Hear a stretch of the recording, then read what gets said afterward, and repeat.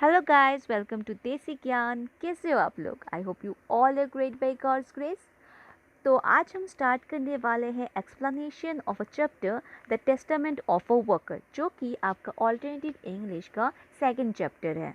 ये एक requested video है क्योंकि नॉर्मली मैं क्या करती हूँ, एक चैप्टर को समझाती हूँ या फिर एक पोएम को समझाती हूँ, उसके बाद उसके क्वेश्चन आंसर देती हूँ।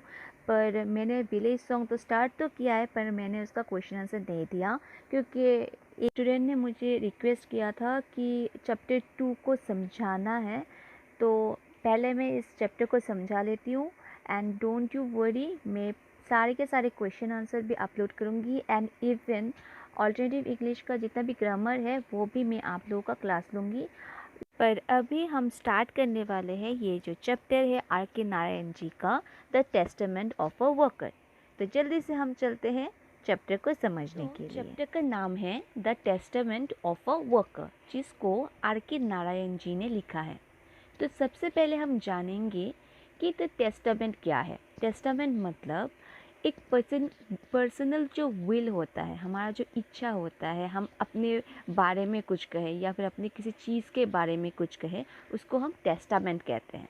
तो यहाँ पर एक वर्कर का टेस्टामेंट बोला जा रहा है कि उसके एक वर्कर, यहाँ पर एक वर्कर मतलब R.K नारायण खुद के बारे में या फिर खुद की किसी चीज़ के बारे में इस चैप्टर में कहेंगे। तो जब हम चैप्टर को पढ़ेंगे तब हम जानेंगे कि जो R.K नारायण जी है उन्होंने किसके बारे में बताया, कौन से चीज़ के बारे में बताया, उनके कौन से प्रॉपर्टी के बारे में वो बताना चाहते हैं। और वर्कर क्योंकि R.K नारायण उनको चलना बहुत अच्छा लगता था, उनको तो एज अ वर्कर तो उनको रिप्रेजेंट किया गया है। तो उन्होंने अपने बारे में ही इस पूरे चैप्टर में कहा है। तो जल्दी से हम देख लेते हैं अबाउट द ऑथर। पहले जान लेते हैं R.K नारायण के बारे में। रसीपुरम कृष्णस्वामी अय्यर नारायण स्वामी, तो ये उनका पूरा नाम है R.K नारायण का, कि रसीपुरम कृष्णस्वामी अय्यर नारायण स्वामी। उनका जन्म हुआ था 10 अक्टूबर 1906 और उनका डेथ हो गया था 13 मई 2001। Popularly known to his reader as R.K Narayan, was born into a middle-class family which moved from rural Madras to the city of Madras when he was about 5 years old.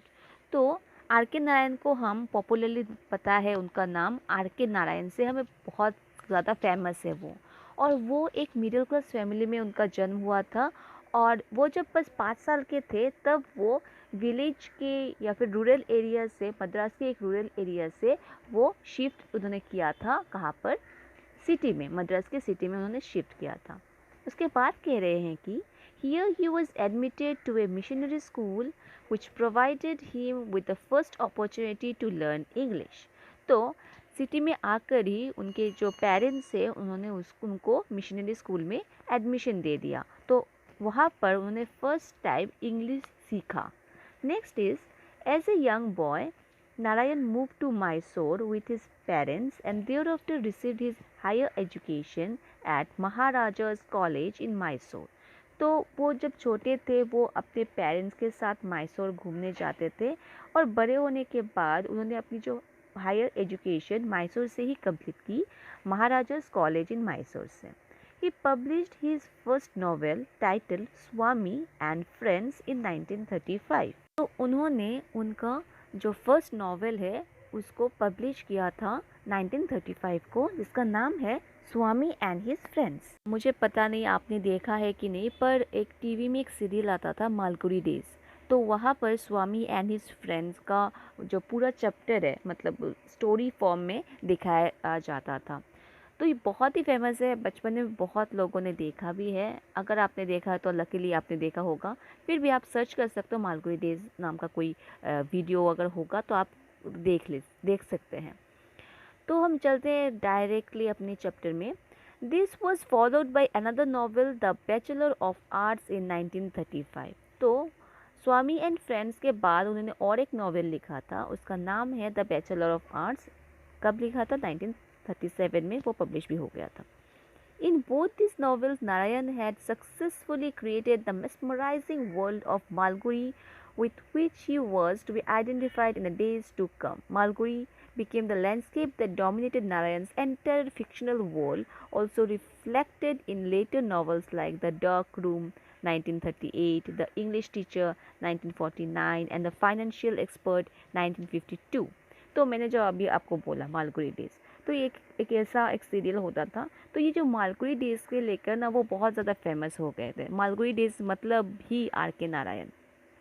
तो Malgudi days के बाद उन्होंने और बहुत सारे novels लिखे और उनका जो जितना भी नॉवेल्स होता था वो रिफ्लेक्ट करता था, मालगुडी जो जगह है उसको रिफ्लेक्ट करता था।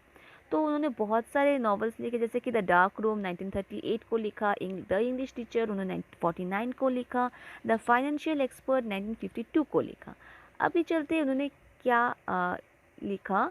He has more than 12 novels and about 5 collection of short stories to his credit, the most renowned of which is Malgudi Days 1942। तो उन्होंने बहुत सारे नॉवेल्स लिखे, अप्रॉक्सीमेटली 12 नॉवेल्स लिखे एंड 5 शॉर्ट स्टोरी के बुक्स लिखे, पर वो बहुत ही फेमस हो गए थे 1942 में जो उन्होंने जो लिखा था मालगुडी डेज उससे। His non-fictional writing include a memoir titled by My Days 1974, two travel logs, My Dateless Diary 1960 and The Emerald Road 1980 and the 4 collection of essay titled Next Sunday 1960, Reluctant Guru 1974, A Writer's Nightmare 1988 and A Storyteller World 1989। अब देखो उन्होंने कितने सारे books लिखे थे। अभी ये कह रहे हैं कि he was presented the prestigious Sahitya Academy Award for his famous novel The Guide in 1958। तो उनको जो प्रेस्टिजियस साहित्य एकेडमी अवार्ड मिला था उनके फेमस नॉवल के लिए। फेमस नॉवल का नाम है द गाइड जो कि 1958 में उन्होंने लिखा है।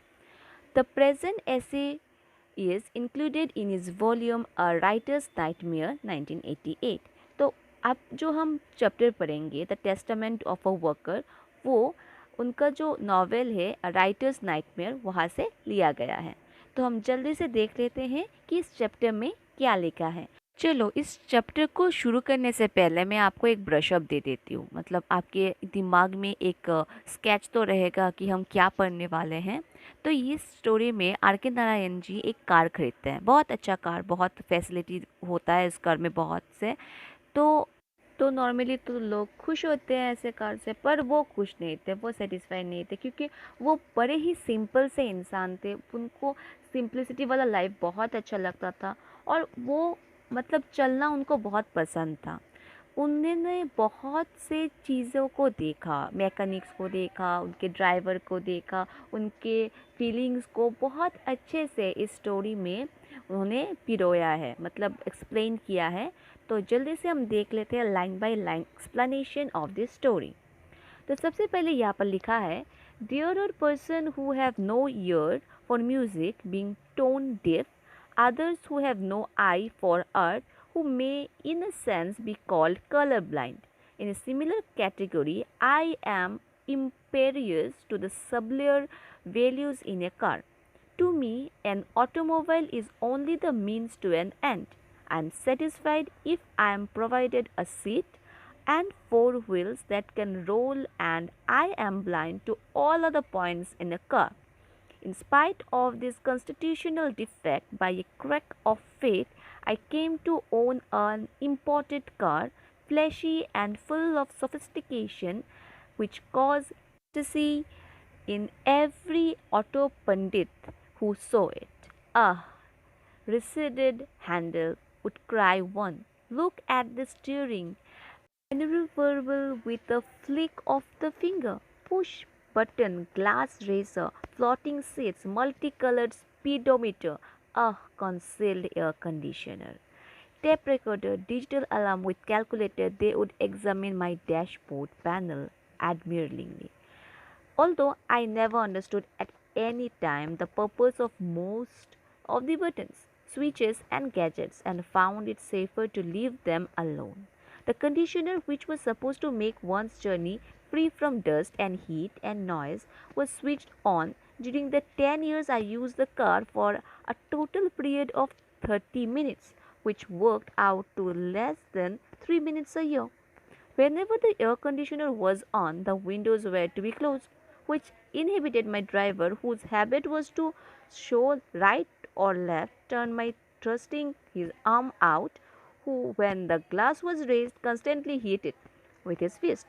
He was also in the habit of gesticulating at erring pedestrians and addressing them volubly in passing. Now he felt constricted, encapsulated, and tongue tied and drove morosely. Also, I think he was conditioned to driving to the tune of a rattle and roar of other vehicles beside, behind, and ahead, and without such accompaniment, he could not proceed with any confidence. मैंने तो ये पूरा paragraph पढ़ लिया।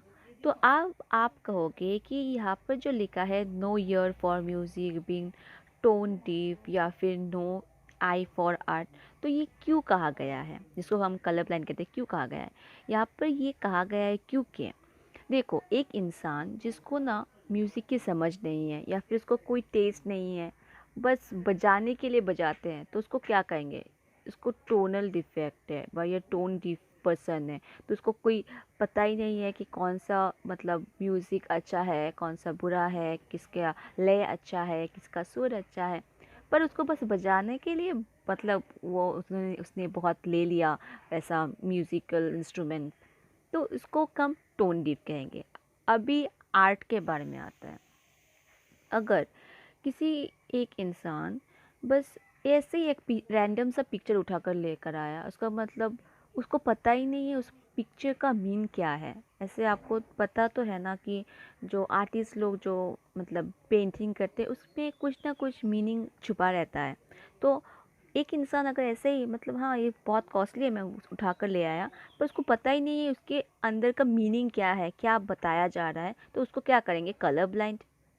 Normally हम colour blind किसको कहते हैं? कलर ब्लाइंड उसको कहते हैं जिसको लाल, मैरून, पिंक में कोई डिफरेंस नहीं आता, उसका कुछ लाल होता है, जिसमें अगर आपको येलो, लेमन येलो, मतलब बहुत सारे येलो होते हैं, सब कुछ येलो है। ऑरेंज में भी अगर आपको डालना ना, वो ऑरेंज को भी रेड कह देंगे, तो वो क्या होता है? उसको कलर ब्लाइंड कहते हैं। पर यहाँ पर कलर ब्लाइंड उनको कहा जा रहा है जिसके किसी आर्ट फॉर्म या फिर किसी आर्ट को वो मतलब बस ठीक है मैंने पैसे से ख़रीद लिया है, पर उसमें क्या लिखा है, क्या मतलब समझाया जा रहा है, उसको कोई सेंस ही नहीं है, तो इसको यहाँ पर कलर ब्लाइंड कहा जा रहा है। तो यहाँ पर ये जो चैप्टर स्टार्ट हुआ, यहाँ पर आर के नारायण उन्होंने एक बहुत ही अच्छा एक इम्पोर्टेंट कार्ड ख़रीदा है, और उस कार्ड में इतने सारे फैसिलिटीज़ है, जितने सारे फैसिलिटीज़ मैंने पढ़े हैं आपके सामने। जैसे कि इसका जो ग्लास है वो अप डाउन करता है, बटन के मतलब फिंगर टिप से आप बटन से यूज़ कर सकते हो। ऊपर नीचे होता है, टैप रिकॉर्डर है, डिजिटल अलार्म है, कैलकुलेटर है, तो डैश पैनल है, वहाँ पर बहुत सारे गैजेट्स है, बहुत सारे स्विचेस है, बटन्स है, एयर कंडीशनर है, सब कुछ है। पर ये जो राइटर है आर के नारायण, वो तो बड़े सिंपल से इंसान है, उनको ये कुछ भी अच्छा नहीं लगता। उनका क्या है, उनको ना इम्पोर्टेंट कार नहीं चाहिए, उनको क्या है, एक सीट होना चाहिए, 4 व्हील्स होने चाहिए, वो कार रोल होना चाहिए, एक जगह से दूसरी जगह तक उनको पहुंचा जाए, इतना सा ही उनको चाहिए। मतलब एज सिंपल एज दैट। उनको एक कार चाहिए जो मतलब उनको कैरी कर सके एक जगह से दूसरी जगह तक। इम्पोर्टेड वाला उनका कोई मतलब उनको अच्छा ही नहीं लगता कि इम्पोर्टेड है, ऐसा गैजेट है, वैसा गैजेट है, वो कभी यूज़ करते भी नहीं थे। इवन कहाँ से पता चला कि वो जो यूज़ नहीं करते थे, जैसे कि एयर कंडीशन उनके जो कार में था, 10 साल तक वो कार चला। 10 साल तक उन्होंने मतलब ओनली 30 मिनट्स तक बस एयर कंडीशन का चालू रखा। 30 मिनट्स मतलब अगर हम इसको साल में अगर इसको डिवाइड करें तो 10 ईयर्स में मतलब 3 मिनट, ओनली 3 मिनट, पूरे साल में 3 मिनट तक उन्होंने बस एयर कंडीशन को चालू रखा। नहीं तो वो यूज़ ही नहीं करते थे, उनको कोई गैजेट का कोई मतलब ज़रूरत ही नहीं था। वो इतने ज़्यादा सिंपल से इंसान थे।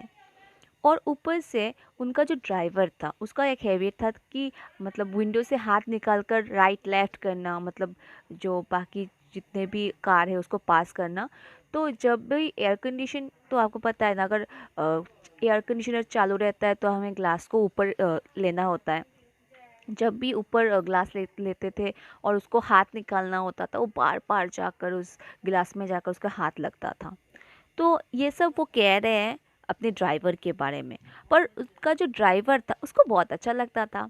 वो जो ड्राइवर था उसको चलाना, उसको गैजेट्स देखना उसको बहुत अच्छा लगता था, पर वो बिल्कुल भी इन चीज़ों में इंटरेस्टेड नहीं थे। वो बस उनको यही था कि चलो जितना है उतना है, बस मुझे ये एक जो मशीन है, ये जो कार है, मुझे एक जगह से दूसरी जगह तक ले जाए, वही बहुत है। और ऊपर से वो शो ऑफ तो करते भी नहीं थे, पर जो ड्राइवर है उसको बहुत अच्छा लगता था, उसको ट्यूनिंग बहुत करना अच्छा लगता था कि यहाँ पर वो कार जा रहा है, वहाँ पर ये कार जा रहा है, और वो जिस कार का ड्राइवर है वो एक इम्पोर्टेड कार है। तो वो एक शो ऑफ वाला मतलब सिचुएशन था उस ड्राइवर को, उसको बहुत अच्छा लगता था। पर जिसका वो उस कार का जो मालिक था उसको ये बिल्कुल अच्छा नहीं लगता था। उसको ये मतलब उसको चुभता था, यार क्या है, एक तो कार ही तो है जो एक जगह से दूसरी जगह तक ले जा रहा है। उसके बाद हम पढ़ते हैं नेक्स्ट पैराग्राफ को। I lack automobile sensibility and do not regret it। मतलब यहाँ पर आर के नारायण कह रहे हैं कि मुझे पता है कि मुझे ये जो सेंसिबिलिटी है, मतलब कार के बारे में इतनी जानकारी नहीं है कि इम्पोर्टेड कार ऐसा होता है वैसा होता है, इसमें ये फैसिलिटी होता है तो हमें किसको यूज़ करना चाहिए। मुझे इस बारे में कोई मतलब जानकारी नहीं है, और मुझे जो जानकारी नहीं है उसके लिए मुझे कोई रिग्रेट भी नहीं है, मुझे चाहिए भी नहीं, उनको ये सब चाहिए भी नहीं। I have a strong belief that man's ultimate destiny lies in walking. That is why he is endowed with a pair of legs which can operate without petrol or gears। तो उनका क्या मानना है? उनका ये मानना है कि एक इंसान जो है उसको उसका जो डेस्टिनी है वो लाई कहाँ पर होता है, उसके पैरों से। और पैर भगवान ने उसको दिया है बहुत दूर तक चलने के लिए, जिसके लिए कोई पेट्रोल भी नहीं चाहिए, कोई गियर भी नहीं चाहिए, एक इंसान चल चल कर कहीं से कहीं जा सकता है। उसके बाद वो कहते हैं कि it is this philosophy that leaves me indifferent at the mention of any petrol hike which a hybrid term which seems to flourish in oil। मतलब उनको ना उनका फिलॉसफी ऐसा है कि मुझे चल कर जाओ, जितना हो सके चल कर जाओ, मुझे ये सब शो ऑफ का मतलब ज़रूरत नहीं है। तो पेट्रोल हाइक हो या मतलब हाइक ना हो, उनको इस सब में फ़र्क नहीं पड़ता था। अभी चलते हैं, उसके बाद लिखा है कि I know that the hiking will culminate where it can't hike any further, that will be at a stage where it may cost 1,000 rupees to travel 1 kilometer। A man will rediscover the use of his feet. When that happens, oil wells will overflow into storm drain or stagnant for want of takers, and petro civilization will have become defunct। The most ambitious work I have been planning for years is to be called Testament of a Walker। The title has been ready for decades, although the book may never be written, considering its boundless scope and ramification. Whether written or unwritten, the philosophy is deep rooted in me. Time was when I worked 10 miles a day, morning and evening, my soul being ideal for such an occupation, and even now I continue the habit on a lesser scale whenever I may be and in any season. If I am compelled to stay indoor through bad weather, I can still get the mileage out in my veranda, though I may be presenting an old spectacle pacing up and down like a bear in his cage. For a fanatic of this sort, the possession of a car is an anachronism, and especially the acquisition of a sophisticated imported make an irrelevancy and a nuisance। तो यहाँ पर are के नारायण कह रहे हैं कि जो petrol का हाइक होता है, जो दाम बढ़ता है ना पेट्रोल का, तो इससे क्या होता है, एक जगह से दूसरी जगह पर जाने के लिए और भी ज़्यादा खर्च करना पड़ता है। ठीक है, तो इसके लिए इससे अच्छा है कि पैदल चलो। और उन्होंने कहा, उन्होंने बहुत पहले से ही सोचा है कि वो एक टेस्टामेंट ऑफ अ वर्कर है। मतलब उनका जो स्टेटमेंट है कि मतलब अपने पैरों पे चलो, चलते जाओ, चलना बहुत अच्छा है। तो वो उसको मतलब सोच रहे थे, पर उसको कभी उन्होंने रिटन फॉर्म में नहीं लिखा, पर उनके दिमाग में हमेशा ये था। वो बस यही सोच रहे थे कि एक दिन ऐसा आएगा कि लोग इस पेट्रोल को छोड़ देंगे, इस डीजल को छोड़ देंगे, कोई कार नहीं चलाएगा, और जो पेट्रोल वाली इंडस्ट्री है, जो पेट्रोल सिविलाइजेशन है, वो एकदम ठप में चला जाएगा, वो फंक्शन भी नहीं करेगा, कोई पेट्रोल खरीदेगा भी नहीं, सब चलते जाएंगे, सब चल चल कर एक जगह से दूसरी जगह पर जाएंगे, तो पेट्रोल की कोई ज़रूरत ही नहीं है। तो उनका ये सोचना था। फिर वो कह रहे हैं कि उनका जो फिलॉसफी है बहुत डीप रूटेड है, कि अगर हम चलेंगे तो चलने से क्या होता है, हमारा बॉडी भी फिट रहता है, और ऊपर से ये जो मतलब बहुत ज़्यादा पैसे खर्च होते हैं इस पेट्रोल भरने के लिए, वो भी नहीं होगा। और अगर हम पेट्रोल खरीदेंगे भी नहीं ना, तो जो पेट्रोल वाले इंडस्ट्रीज़ है, जो पेट्रोल सिविलाइजेशन है, वो एकदम ढप में चला जाएगा। वो नॉर्मली 10 माइल्स अ डे चलते थे, 10 माइल्स सुबह और शाम चलते थे। पर उनका जो चलना है वो सीज़न चेंज होने से रुकता नहीं था। अभी सीज़न चेंज मतलब अगर बारिश हो तो वो तो बारिश में चलेंगे नहीं। तब वो क्या करते थे, तब वो अपनी बरामदा जो होता है वहाँ पर वो चलते थे, एक एक छोर से लेकर दूसरे छोर तक वो चलते थे। जैसे कि एक बियर होता है, जैसे कि नॉर्मली आपने ज़ू में देखा होगा, बियर केज के अंदर जैसे चलता है एक साइड से दूसरे साइड तक, तो उसी तरह वो भी बरामदा के एक छोर से दूसरे छोर तक चलते थे। और उन्होंने ये भी कहा है कि उनके पास तो एक कार है, पर उनको ये जो सोफिस्टिकेशन वाला ये जो कार है, शो ऑफ करना, ये बिल्कुल अच्छा नहीं लगता था उनको। ये सब ना इररिलेवेंट लगता था, ये मतलब बेकार का चीज़ है, ये बस मतलब गंदगी फैलाता है, या फिर ऐसा, मतलब उनको ये बिल्कुल अच्छा नहीं लगता था कि कार मतलब एक जगह से दूसरी जगह पर ले जाने के लिए होता है, शो ऑफ करने के लिए बिल्कुल नहीं है। क्योंकि वो खुद एक बहुत ज़्यादा सिंपल इंसान थे, इसलिए उनका थिंकिंग भी ऐसा ही था। क्या कह रहे हैं, among the things I value are privacy and anonymity. Both are lost when I allow myself to be carried about in a gaudy car. It is like sitting in a howrah on elephant back and hoping not to be noticed. तो उनका क्या है, उनको ना बहुत privacy maintain करना बहुत अच्छा लगता था, कि मैं जहाँ पर भी जाऊँ कोई मुझे नोटिस करे, ये मुझे बिल्कुल अच्छा नहीं लगता था। अभी क्या होता है, अभी लोग ना इतना शो ऑफ करते हैं कि चलो मुझे नोटिस करो, मुझे देखो, मुझे जानो। पर उनका क्या है, वो इतने ज़्यादा सिंपल इंसान थे। और नॉर्मली ज़्यादातर सिंपल इंसान का यही फंडा है कि मैं जो भी करूँगा मतलब कोई नोटिस ना करे, ऐसे ही मैं जहाँ जाऊँ वहाँ जाऊँ। तो यहाँ पर वो जब अपने कार में चलते थे, अपने गाड़ी को लेकर जब वो चलते थे, तो सब उनको नोटिस करता था। ऑब्वियसली नोटिस करेंगे, क्योंकि इम्पोर्टेड कार है, चमचमाता इम्पोर्टेड कार सबकी आंखों में आएगा।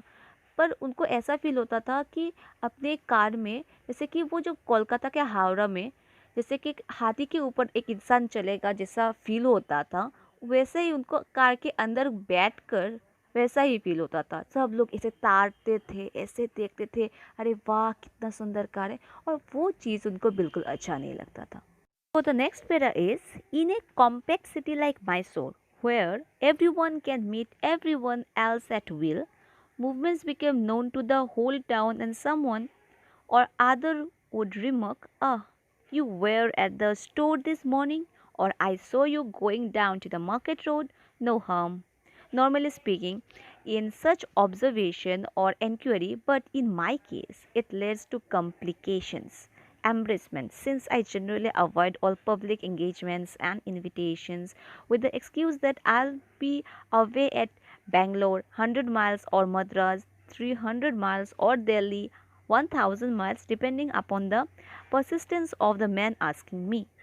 Apart from all this, I was in constant dread lest my driver would feel inspired to test my car's special virtue of being able to attain full speed in 2 minutes. At the workshop, I could not help noticing the battered remain of many cars which had tried this facility on our road. Our mechanic blithely explained, "No problem, we can always bring them back to shape. Part of our job. Nothing is impossible. Insurance will take care of our bill even if we have to change 30 or 40,000 for repairs. So why worry?"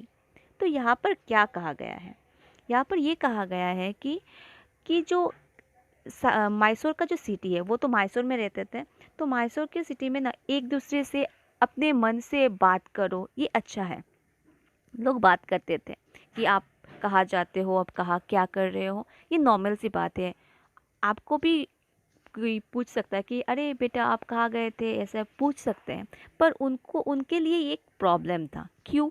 क्योंकि वो अगर market में जाते थे या फिर कोई मतलब मॉल में जाते थे या फिर कहीं पर भी जाते थे, सब लोग कहते आप वहाँ पर गए थे ना, आप उस मंजिल पर गए थे ना, आप उस रोड में थे ना।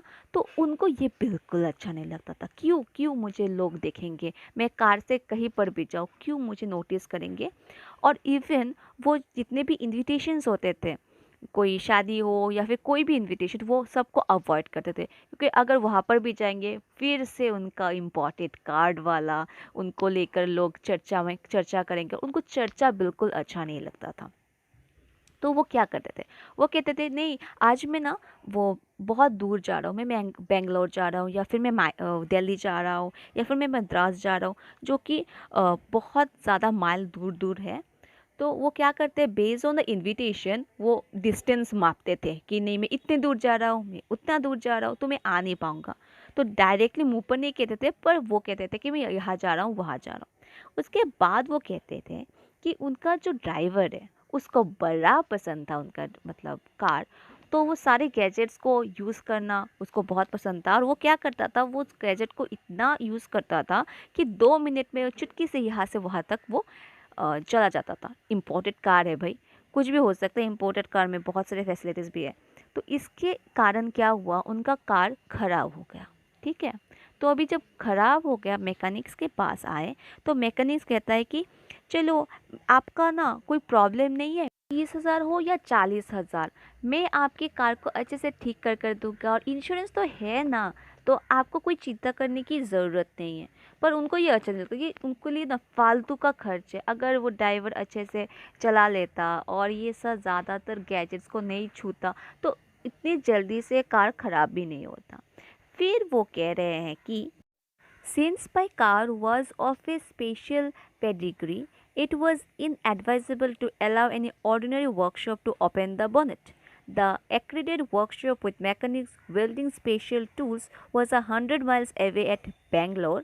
For any attention, I had to drive 100 miles every time. तो उन्होंने क्या कहा कि उनका जो कार है वो इम्पोर्टेड कार था, तो इसको ना किसी भी वर्कशॉप में जाकर वो ठीक नहीं करवा सकते थे।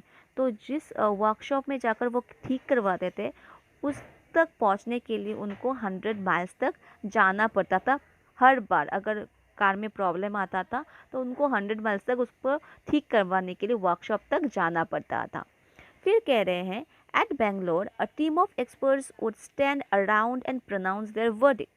Engine mountings need replacement if you want to get rid of the dug dug sound which is bothering you. One of the front shock absorber must be replaced. Better while you do it, replace the pair so that your tire wear will be uniform.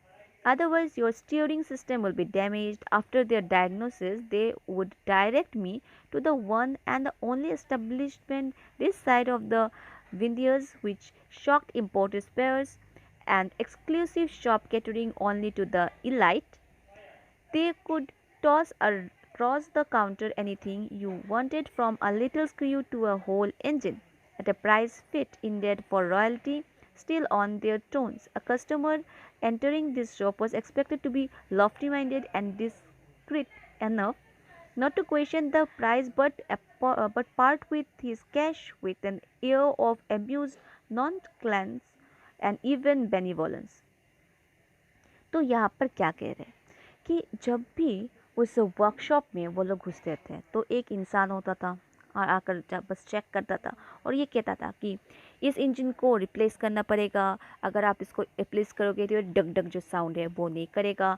तो आपको अगर इसको replace करना है, तो अगर आप उसको रिप्लेस नहीं करोगे तो आपका स्टीयरिंग में कुछ खराबी आ सकती है, तो आपको इस जगह पर स्क्रू ठीक करना पड़ेगा, उस जगह पर वो ठीक करना पड़ेगा। मतलब आप सोच लो कितना खर्च है मतलब इस इम्पोर्टेड कार को मरम्मत करने के लिए बहुत ज़्यादा पैसे खर्च करने पड़ते थे। तो यहाँ पर आर के नारायण कह रहे हैं कि ये जो वर्कशॉप है ये उन लोगों के लिए है जो बस ये जो इंडिकेशन देते हैं कि ये ठीक करना है, वो ठीक करना है, वो बस पार्ट्स को ठीक करने के आप पैसे दे देंगे, बस कुछ नहीं बोलेंगे, बस हाँ ठीक कर दो, जितना होगा बस बिल भेज देना। उस टाइप के जो अमीर ज़ादे हैं उनके लिए ये वर्कशॉप बहुत ही अच्छा है, पर उनको ये सब मतलब फिजूल का खर्च लग रहा था। फिर वो कह रहे हैं, I begin to fear that at this rate I was obliged to visit the workshop every other week to shed my savings. I should soon reach the brink of bankruptcy effortlessly. I seem to have let myself into a strange world peopled by a class of high priests and voodoo men, the working of whose minds I could never fathom, but still who held sway over me. तो उन्होंने ये कहा कि अगर ऐसे ही हर week मेरा car उस workshop में जाएगा तो मैं तो फ़कीर हो जाऊंगा, मैं कंगाल हो जाऊंगा।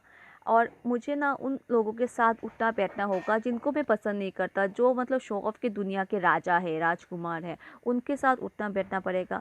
और उनका लाइफस्टाइल, उनका मतलब सोचना मेरे पल्ले भी नहीं पड़ता, क्योंकि वो तो बिल्कुल भी सोफिस्टिकेटेड इंसान नहीं थे, वो बस सिंपल लाइफ, सिंपल लिविंग उस टाइप का फिलॉसफी लेकर चलते थे। तो वो यही सोच रहे थे कि अगर ऐसा ही चलता रहा ना तो मैं तो एकदम कंगाल हो जाऊंगा। Two cyclists collided and fell on my car parked in front of the hospital and smashed the parking light on the left side. It could not ordinarily be replaced in this country. The elite shop could produce one if I was prepared to pay 2,000 for the piece. My mechanic inquired why I didn't visit New York and pick it up there. I had no I had to remind him as gently as I could that he was talking nonsense. Then he examined the damage closely and declared, "Oh, yes, only the glass is broken. We will fabricate a cover in plastic, though it may be difficult to get the curvature of the original. I'll try." Briskly, he unscrewed the whole assembly and left. He was away from the workshop for 10 weeks or sick leave. When I met him again and inquired about the parking light, he looked puzzled and said, "I remembered I gave it to you. I needed only the measurement of the socket. Please check if it is at my at home in my store. As a rule, I do not like to keep such things with me." यहाँ पर क्या हो रहा है, यहाँ पर दो cyclist है जो साइकिल चलाते हैं ना, तो दो साइकिलिस्ट वो आराम से मतलब साइकिल चला रहे थे और उनका साइकिल जो आर के नारायण के कार से टकरा गया, और आर के नारायण का कार हॉस्पिटल के सामने खड़ा था। तो टकराने की वजह से उनका जो लाइट है वो डैमेज हो गया था। तो अब क्या है, पार्किंग लाइट डैमेज हो गया है, तो इसको तो मरम्मत करना है, तो उसको अभी उस लाइट वर्कशॉप में जाना पड़ेगा। इलाइट वर्कशॉप मतलब जो बड़े लोगों का वो इम्पोर्टेड कार को ठीक करने का वर्कशॉप होता है, उसके पास उनको जाना पड़ेगा। तो जाने के बाद उसका जो वहाँ पर जो मैकेनिक्स है उसने कहा कि आप ये काम कीजिए ना, आप इसको ना न्यूयॉर्क में भेज दीजिए। तो उनको ऐसा फील हुआ कि मतलब क्या, मतलब बकवास झाड़ रहा है ये बंदा। फिर उसने कहा ठीक है मैं एक बार देख लेता हूँ। तो उसने देखा, देखने के बाद वो ने कहा कि सर इसको ना प्लास्टिक कवर में डालकर ना मतलब कवरिंग करके मैं ठीक कर सकता हूँ, पर वो एग्जैक्टली सेम नहीं होगा, पर मैं मरम्मत कर दूँगा। आप इसको छोड़कर जाइए, मैं इसको ठीक कर दे दूँगा आपको। फिर वो इंसान 10 हफ्ते के लिए, कहा भगवान जाने, चला गया, सिक लीव के लिए होगा या फिर कोई वर्कशॉप में, वो वर्कशॉप में था नहीं। तो जब आर के नारायण ने उनको पूछा कि मेरा वो लाइट ठीक हो गया, तो उसने बहुत अजीब से उनको कहा कि अरे मैंने तो आपको ये दे दिया था ना, या फिर मैंने शायद से मेजरमेंट करने के लिए सॉकेट जो है ना वो शायद से उसको मेजर करने के लिए मैंने देखा होगा या फिर उसके लिए भेजा होगा। आप एक काम कीजिए, नॉर्मली क्या है ना, आप एक बार चेक कर लीजिएगा कि मैंने तो शायद से आपको दे दिया है वो मतलब ठीक करके। और उसने कहा कि देखो मैं तो हमेशा सब कुछ लेकर चलता नहीं हूँ, तो मुझे ज़्यादातर याद नहीं है कि चल क्या रहा था, मतलब आपका हो गया है ठीक या फिर शायद से तो मतलब वो कंफ्यूज था। यहाँ से ये पता चलता कि वो इंसान कंफ्यूज था। फिर कह रहे हैं कि no further reference was made to the subject. It was impossible that both of us could be right. One of us must surely have suffered from hallucination, either myself seeing a vision of his taking out of the light with the words, "Let me keep it for safety." Otherwise, the boys in this workshop may steal it, or had an illusion of handing it over to me with appropriate words. तो उन्होंने ये कहा कि हम दोनों में से कोई एक तो गलत बोल रहा है, या फिर उसको मतलब धुंध में है कि शायद से उसने मुझे दे दिया। आइदर वो सही बोल रहा है या फिर मैं मतलब सही हूँ। क्योंकि उन वहाँ के वर्कशॉप में ना जो बच्चे मतलब जो वर्कर्स काम करते हैं उनको ना चोरी करने का एक शौक है।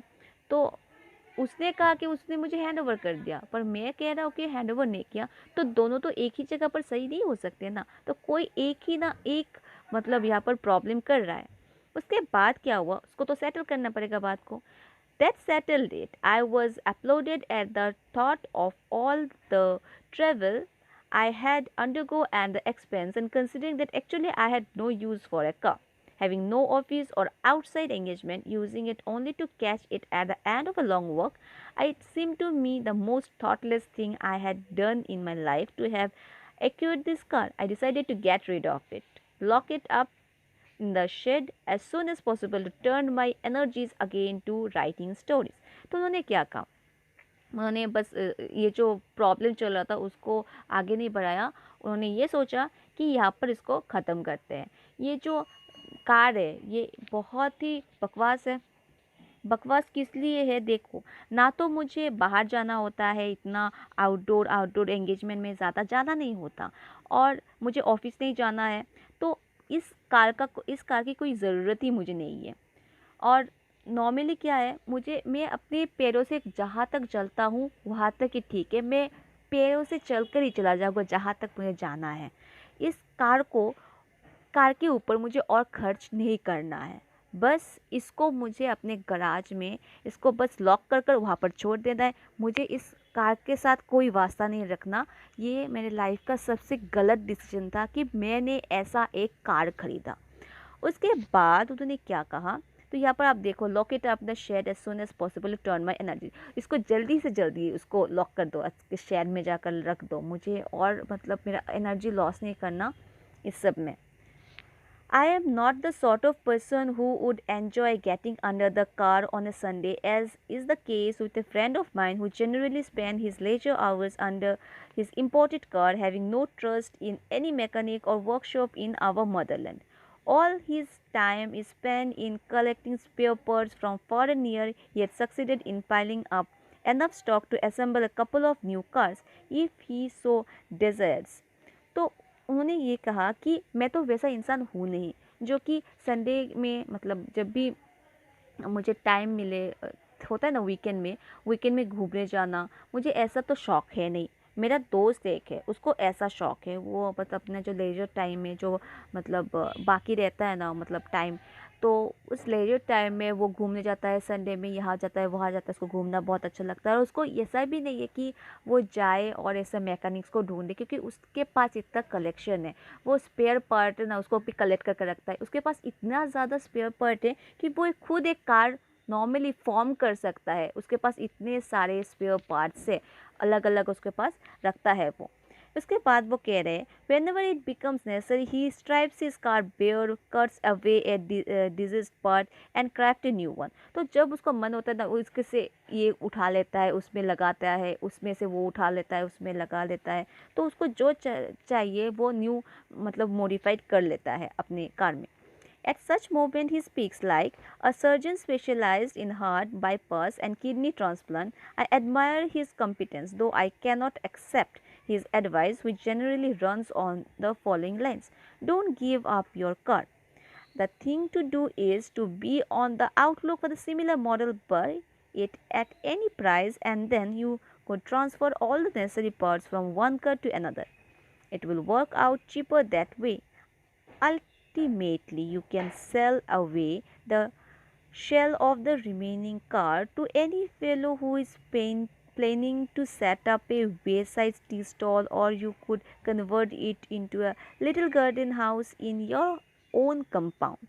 तो उनका जो दोस्त है उसने ये एडवाइस दिया कि देखो तुम इस कार को ना बेचो मत।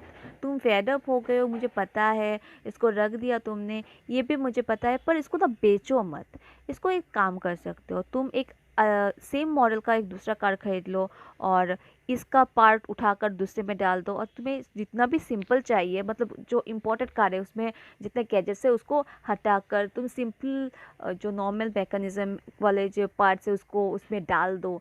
तो तुम्हारा सिंपल कार भी बन जाएगा और तुम्हें मतलब इरिटेशन भी नहीं होगा। और ऊपर से अगर तुम्हारा जो कार का शेड है उसको जब चेंज करोगे, देखो इम्पोर्टेड कार का जो ऊपर के वाला हिस्सा होता है वो बहुत ही चमचमाता होता है और पूरी नॉर्मल होता है, सुंदर होता है। नॉर्मल नहीं होता, मतलब बहुत अच्छा होता है, लुक भी बहुत क्लासी होता है। तो उसको उठाकर तुम किसी टी स्टॉल वाले को दे सकते हो, तो वो उसके मतलब सर के ऊपर ऐसा रख देगा और अपना चाय का दुकान चलाएगा। या फिर तुम इसको अपने गार्डन में रख सकते हो, छोटा सा गार्डन बना सकते हो, शेड वाला गार्डन। तो बकवास, ऐसा बकवास बकवास आइडिया उसका फ्रेंड, उसके उनके फ्रेंड उसको दे रहा था और वो बस सुन रहे थे। एंड ये यहाँ पर स्टोरी ख़त्म हो गया है, क्योंकि यहाँ पर उन्होंने ये नहीं कहा कि उन्होंने उसका एडवाइस लिया था कि नहीं, ये यहाँ पर बताया नहीं गया। बस उनके जो फ्रेंड है उनके बारे में बताया गया कि वो उनको बहुत अच्छा लगता था। जैसे कि बाईपास सर्जरी होता है ना, मतलब रिपेयर करते, मतलब जैसे कि किडनी ट्रांसप्लांट होता है या फिर बाईपास सर्जरी होता है, वैसे ही वो कार को लेकर खेलते थे उनके जो दोस्त थे। और उनको लगता था कि यार सब भी ऐसा कर सकते हैं, और इसीलिए उन्होंने जो राइटर है एक R.K नारायण, उनको ये एडवाइस दिया था कि आप एक काम करो ना कि नया खरीद लो, उसका पार्ट्स को बदल लो, और तुम्हारा पुराना मॉडल चाहिए या फिर बस काम चलाऊ चाहिए तो उसको बस शिफ्ट कर लो, तो भी तुम्हारा हो जाएगा। और जो भी बचा कुचा रहेगा तो उसको मतलब रीयूटिलाइज कर लो, किसी को भी दे सकते हो, या फिर खुद पर इसको की और यूज़ कर सकते हो, इसको गार्डन बना सकते हो। तो यहाँ पर ये स्टोरी ख़त्म है। ठीक है, तो हमारे जो नेक्स्ट वीडियो है उसमें मैं आपको इसके सारे क्वेश्चन आंसर्स दे दूँगी। और उसके अलावा आपको मुझे एक बात करनी है कि ये इस जो चैप्टर है, इस चैप्टर में आपने शायद से बुक खरीद लिया होगा, तो यहाँ पर बहुत सारे वर्ड मीनिंग्स होते हैं, तो आपको वो वर्ड मीनिंग सीखने हैं, क्योंकि एग्ज़ाम में ना 1 मार्क का इस जो वर्ड मीनिंग है वहाँ से आ जाता है। जैसे कि मान लो हेलोसिनेशन, या फिर वुडोमी, या फिर नॉन चैलेंज, तो ऐसे वर्ड्स का वर्ड मीनिंग आ जाता है। तो आपको सारे के सारे चैप्टर्स के वर्ड मीनिंग भी पढ़ने हैं।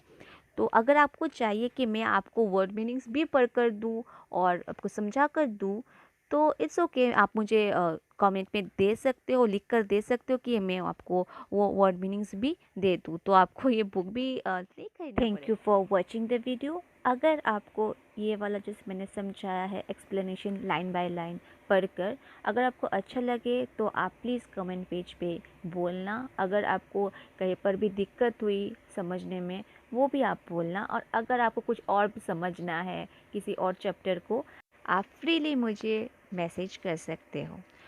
नाउ, अगर आपने मेरा वीडियो लाइक किया, अच्छा लगा, तो आप प्लीज़ लाइक कर देना और सब्सक्राइब ज़रूर करना। और ये मत भूलना कि बेल आइकन को भी दबाना है। और अगर आप ऑलरेडी सब्सक्राइब्ड हो तो कोई बात नहीं, आप देखते रहे मेरे वीडियो को। मेरा नेक्स्ट वीडियो में अपलोड करूँगी, वो ऑब्वियसली विलेज सॉन्ग का क्वेश्चन आंसर होगा। उसके बाद जाकर मैं टेस्टामेंट ऑफ ए वर्कर का क्वेश्चन आंसर डालूँगी। तो मिलते हैं हमारे नेक्स्ट वीडियो में। Till then, bye bye, take care.